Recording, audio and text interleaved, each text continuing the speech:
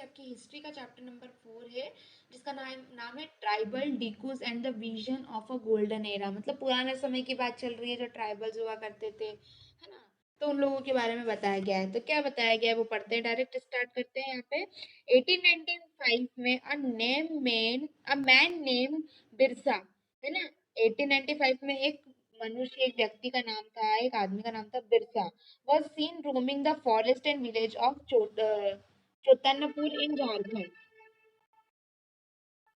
मतलब वहां से वो हमेशा क्या है निकल रहा था, तो उसको देखा गया झारखंड के अंदर एक छोटानागपुर है करके, वहां पर people said that had miraculous power, he could cure all decision and multiply grain. है ना, उन्होंने क्या बोला लोगों ने कि ये तो चमत्कार है, मिरेकल है, मेरिकुलस पावर है, मतलब बहुत का चमत्कारी शक्ति है इसके पास में। तो ये सारी डिसीजेस को क्या करता है, आराम चुटकी में हटा देता है। क्या कर देता है, मतलब व्यक्ति को अच्छा कर देता है। Birsa himself declared that a god and appointed him to save his people and trouble, free them slavery and dikus, मतलब आउटसाइडर्स। देखो क्या हुआ करता था कि अब अगर कोई भी फॉरेस्ट में अगर आप जा रहे हो या कहीं पे भी जा रहे हो, बीमार पड़ गए हो, तब आप डॉक्टर के पास जाते हो, बट उस टाइम पे उसको जो क्या नाम बिरसा था, उसको क्या दे दिया था, भगवान की पदोन्नति दे दी थी। पदोन्नति मतलब कि उनका पद दे दिया था, है ना, कि वो क्या है सबकी जान बचाता है। आज अभी जब हम कोरोना टाइम पे हम बात कर रहे थे, तो हम डॉक्टर्स को क्या ट्रीट कर रहे थे कि यार ये तो भगवान से कम नहीं है, क्योंकि वो हमारी लाइफ को, हमारे जीवन को क्या कर रहे थे, प्रोटेक्ट कर रहे थे। तो वहीं पे जितने भी स्लेवरी थे या फिर डिकूज मतलब जितने भी आउटसाइडर्स थे, जैसे जो यहाँ के नहीं थे वो बाहर के थे, उन सभी को वो क्या करना लग गया, सब बिरसा को फॉलो करने लग गए। ठीक है, he that believing that he was भगवान and had come to solve all their problem.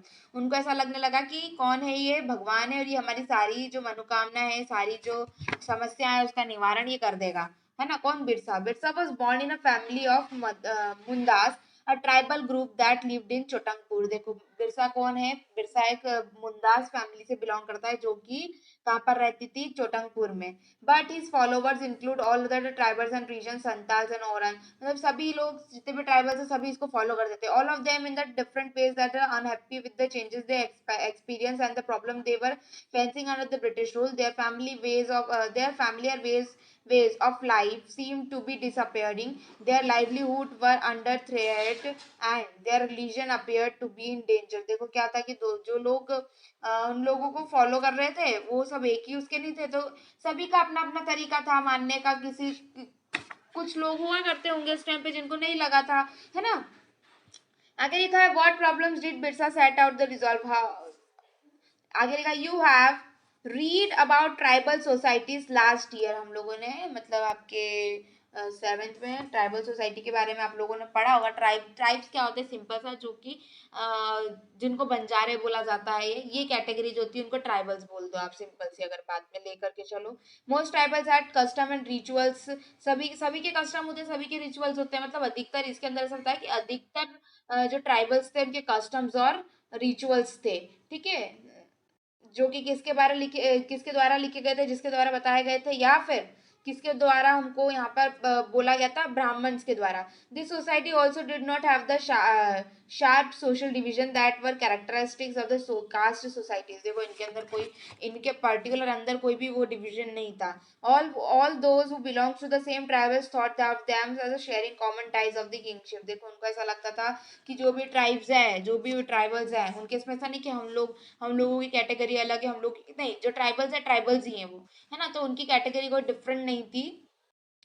वो लोग सभी मान करके चलते थे हम लोगों को एक ही किंग के द्वारा हम क्या करेंगे, शासन करेंगे, है ना। मतलब एक ही जो किंग है हम पे रूल करेगा। However this did not mean that there were no social and economic differences within the tribe. इसका मतलब ये नहीं है कि वहां पर सोशल मतलब समाज से रिलेटेड कि भैया उनकी अलग है ये करके, ऐसा डिफरेंसेस नहीं था, ऐसा मत सोचो, डिफरेंसेस होंगे वहां पर भी, है ना। How did tribal groups live. अब जो ट्राइबल ग्रुप्स थे वो कैसे रहते थे, है ना। By the 19th century tribal people in different parts of India were involve in a variety of activities. बहुत सारी एक्टिविटीज में उन लोगों ने क्या किया, पार्टिसिपेट किया, इन्वॉल्व हुए, है ना, डिफरेंट डिफरेंट इंडिया के पार्ट्स में। देखते क्या, सम वर जूम कल्टीवेटर्स। जूम कल्टीवेटर्स क्या है इसके अंदर पढ़ते हैं, तो कुछ प्रैक्टिस करते थे जूम कल्टीवेशन। वो कैसे करते थे, that is shifting cultivation. Zoom cultivation मतलब शिफ्टिंग कल्टीवेशन। अब शिफ्टिंग कल्टीवेशन पूछोगे है ना, कि शिफ्टिंग कल्टीवेशन सभी को पता है कि क्या होता है। आगे बढ़ते हैं। This was done on small patches of land mostly in forest. देखो क्या होता था, ये छोटी छोटी जो जगह होती थी उनके वहां पर ये किया जाते थे, फॉरेस्ट प्रैक्टिस किए जाते थे, करे जाते थे, ठीक है। The cultivators cut the tree tops to allow sunlight to reach the ground and burn the vegetations on the land and clear the cultivation। जो कल्टीवेटर्स थे वो क्या करते थे, बड़े बड़े जो पेड़ हुआ करते थे ना, तो उनको क्या कर देते थे, ऊपर से काट देते थे, उनके टॉप को काट देते थे, इसीलिए ताकि क्या लगे वहां पर पे कि जो सनलाइट आ रही है वो आराम से क्या है, जमीन तक आए, और जितने भी उनका कल्टीवेशन है, उनके पेड़ पौधों को जितना भी धूप लगना चाहिए, सफिशिएंट अमाउंट ऑफ हीट जो है, वो धूप जो है उनको लगे। They spread the ash from the firing which constant potash to fertilize the soil। है ना, एश मतलब राख होती है, राख को वो क्या करते थे, छिड़काव करते थे एज अ फर्टिलाइजर या फिर एज अ पेस्टिसाइड, ठीक है।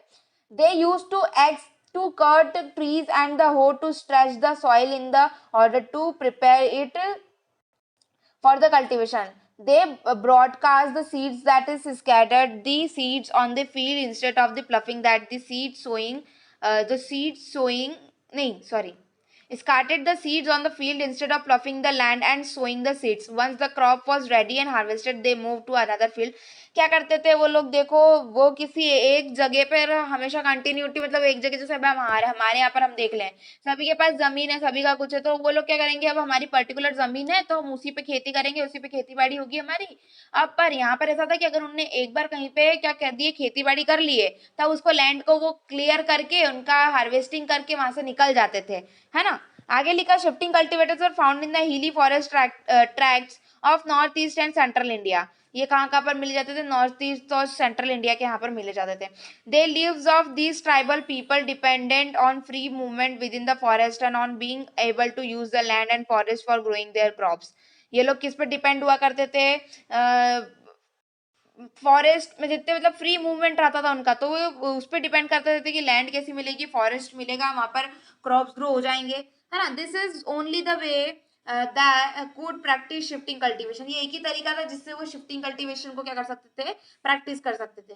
सम वर हंटर्स एंड गैदरर्स। कुछ जो थे वो हंटर गैदरर्स थे। हंटर गैदरर्स का मतलब मैं पहले भी बता चुकी हूँ आपको। हंटर गैदरर्स कौन हुआ करते थे, वो लोग जो कि हंटिंग करा करते थे, शिकार करने के बाद में उसको इकट्ठा करके लेके जाते थे। भले ही वो, देखो हंटिंग का मतलब शिकार होता है और गैदरर्स का मतलब इकट्ठा करना होता है, सिंपल लैंग्वेज में अगर हम बात करें, है ना। In many religion, tribal groups lived in hunting animals and gathering forest produce। है ना, क्या करा था, जितने भी अधिकतर जितने भी ट्राइबल ग्रुप्स हुआ करते थे, तो वो क्या करते थे, एनिमल्स के शिकार, जानवरों का शिकार करने के बाद में क्या करते थे, फॉरेस्ट में से जितना भी गुड प्रोड्यूस हो रहा है, गुड बोले तो जैसे फ्रूट्स हो गया, वेजिटेबल्स हो गई, पत्तियां हो गई, जो भी उनके खाने की चीज है या फिर जो भी उनके यूजफुल चीज है उसको गैदर कर लेते, इकट्ठा कर लेते थे। There of forest is an essential for survival. उनके उनको ऐसा लगता था क्या, उनको पता चला कि फॉरेस्ट जो है वो बहुत एसेंशियल है हमारे सर्वाइविंग के लिए। The Khondas were such a community living in the forest of Orissa. जो खोंडा करके एक कम्युनिटी थी, वो कहाँ पर रहती थी, फॉरेस्ट में, उड़ीसा के फॉरेस्ट में। They regularly went on the collective hunts and divided the meat amongst themself. क्या किया जाता था कि वो हमेशा हंट करने, शिकार करने के लिए बाहर निकलते थे और वो अपने आपस में बांट करके खाते थे meat. They ate fruit and roots collected from the forest and cook from the oil and extract from the seeds and sal and mahua. They used many forest shrubs and herbs to medical. देखो क्या बताया गया कि वो बहुत सारी चीजें, अगर आप फॉरेस्ट में रह रहे हो तो धीरे धीरे आपको हर चीज का क्या हो जाता है, नॉलेज हो जाता है कि भैया ये चीज, ये पौधा किस लिए काम आएगा, ये पौधा जहरीला है, ये पौधा जहरीला नहीं है, इससे हमको ये चीज मिलेगी, इससे हमको ये चीज मिलेगी, करके हम लोग क्या करते हैं, आपको हर चीज का नॉलेज गेन होता जाता है, मिलता जाता है अपने आप ही। From where did the forest people get the supplies of the rich. कहाँ से मिलता था उनको, ये सब चीजों के बारे में बताया गया है। तो at time they exchange goods. जिस समय वो गुड्स का एक्सचेंज करते थे, जो भी उनको चाहिए, मतलब देखो बार्टर सिस्टम सुना है। बार्टर सिस्टम का मतलब ये था कि आपकी आपकी जो नीड है वो आप सामने वाले को बता दो। मतलब जैसे अगर आपके पास पेन है और मेरे को पेंसिल की, सॉरी, आपके पास पेन है और आपके पास पेन है और आपको पेंसिल की जरूरत है, और मेरे पास पेंसिल है और मुझे पेन की जरूरत है, तो मैं क्या करूंगी, आपसे पेंसिल ले लूंगी और मैं आपको पेन दे दूंगी। है ना। तो हम क्या करते थे, पहले पहले हम पैसे नहीं दिया करते थे कि लो ठीक है तुम पैसे ले लो इस काम के या ये कर लो। हम लोग क्या करते थे, पहले हम लोग उस चीज के बदले कोई चीज ले लेते थे, गुड्स के बदले गुड्स देते थे। When supplies of the forest produce shrunk, tribals and they increasingly wander around in the search of work as laborers. But many of them, like the Bigas of central India, were reluctant to do work for others. The Bigas saw themselves as people of the forest who could only live on the produce of the forest. It was below the dignity of a beggar to become a laborer. Tribal groups ऑफर needed to buy, देखो ये वेगा के बारे में बताया गया है, तो भैया यही है कि वो उनसे काम कराया जाता था और कुछ भी नहीं है, ठीक है, सेंट्रल इंडिया में। Tribal groups often needed to buy and sell order to apply the goods. आगे जाकर क्या क्या हुआ कि जितना ट्राइबल्स थे, अब वो लोग, आपको पहले भी आप पिक्चर्स में देख चुके होंगे कि पिक्चर्स में मतलब ये वाली देखो, आपने देखा ना कि वो लोग क्या करते हैं, चाय पत्ती की वो पत्तियां निकालते हैं, बहुत मेहनत लगती है, उसके बाद में वो क्या करते हैं, उसको बेचते हैं। तो जब तक उनको अच्छा अमाउंट नहीं मिलेगा तब तक वो क्या करेंगे, अच्छा वर्क अच्छा वर्क तो करते हैं, पर क्या होता है, इतना मेहनत करने के बाद में उतना अमाउंट नहीं मिलता, तो क्या होता है, थोड़ा दुख होता है ना। तो वो लोग क्या करते थे, अच्छे से अच्छे दामों में बेचने की कोशिश करते थे ताकि फिर वो इन्वेस्ट इसमें कर सके वापस से।